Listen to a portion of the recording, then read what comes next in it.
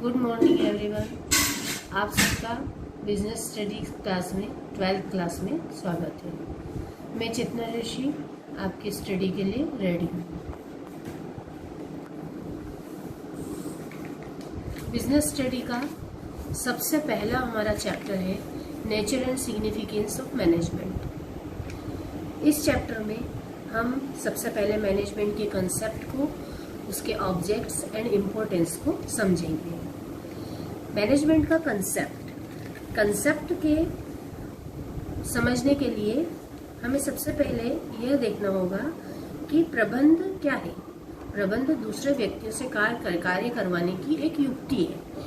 Intelligent तरीके से किस तरह से हम दूसरे लोगों से कार्य करवा लें, इस प्रकार वह व्यक्ति जो अन्य व्यक्तियों से कार्य करवाने की क्षमता रखता है वह प्रबंधक कहलाता है। परंतु आज के युग में प्रबंध केवल अन्य लोगों से काम लेने तक ही सीमित नहीं है। उपक्रम को किस तरह से मैनेज करें, उसमें कार्यरत व्यक्तियों के साथ मिलकर कार्य करने एवं कराने की एक कला है।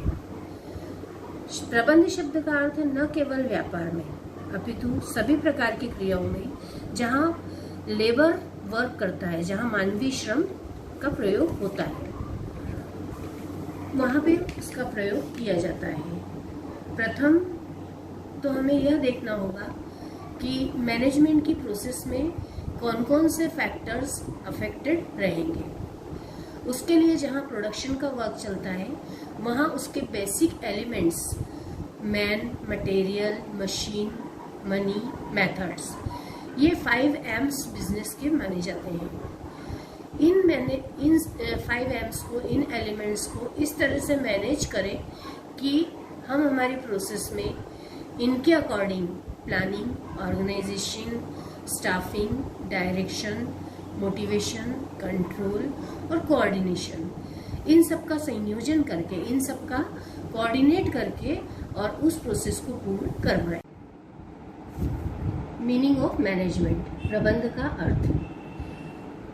The word management has a wider applicability in the present day world.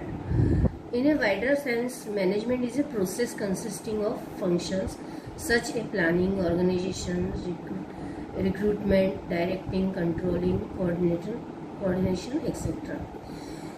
प्रबंध का अर्थ सामान्य शब्दों में यदि हम देखें तो लोगों से कार्य कराने की युक्ति से है, पर संकुचित अर्थ में लोगों से कार्य करवा लेना ही मैनेजमेंट है।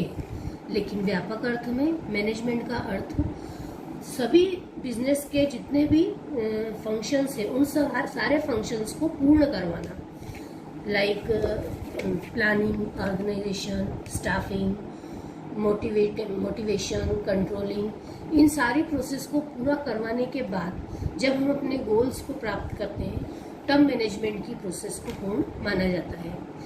पुराने समय में एक ही बिजनेसमैन अपने पूरे बिजनेस को कंडक्ट करता था, परंतु अब आधुनिक युग में बिजनेसमैन के पास इतना समय नहीं होता कि वो सारे क्षेत्रों को स्वयं देख सके। इसलिए वो अपने यहाँ पे एक ऐसे मैनेजर की नियुक्ति करता है जो अपने बिजनेस को चलाने में सहायक रहे।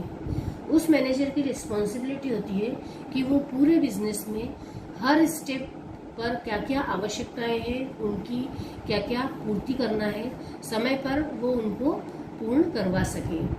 तो उस मैनेजर को की ये रिस्पॉन्सिबिलिटी है कि प्रशासन के द्वारा अर्थात निर्माता के द्वारा जो पॉलिसीज बनाई गई है उन पॉलिसी के अकॉर्डिंग अपने सारे फंक्शंस को इस तरह मैनेज करें कि बिजनेसमैन को फायदा भी हो, लाभ हो और अपनी प्रोसेस भी पूर्ण आसानी से की जा सके।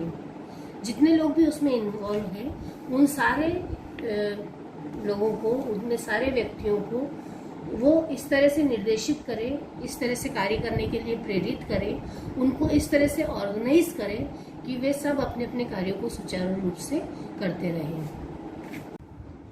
For example, School consists of principal, lecturer, teachers and office staff. With their group efforts and goal of the school to make students more capable can be achieved. इस तरह से हम देखते हैं कि विद्यालय में भी जिस तरह प्रिंसिपल्स के द्वारा बताए गए, प्रिंसिपल और प्रिंसिपल के ऑर्डर्स को लेक्चरर, टीचर्स एंड ऑफिस के स्टाफ्स पूरी तरह से अपना एफर्ट लगा करके और कार्य करते हैं, और उसके अनुसार ही जो भी विद्यार्थियों के हित में कार्य होते हैं, जो उनके उद्देश्य की पूर्ति होती है, उसके लिए वे सारे अपने एफर्ट्स को पूर्ण तरीके से लगा करके कार्य करते हैं। तो इस एग्जाम्पल के द्वारा हमें यह समझ में आता है कि हम किस तरह से किसी भी कार्य को मैनेज करके और अपने लक्ष्य की प्राप्ति कर सकें। तो इस तरह से ये था मैनेजमेंट का अर्थ।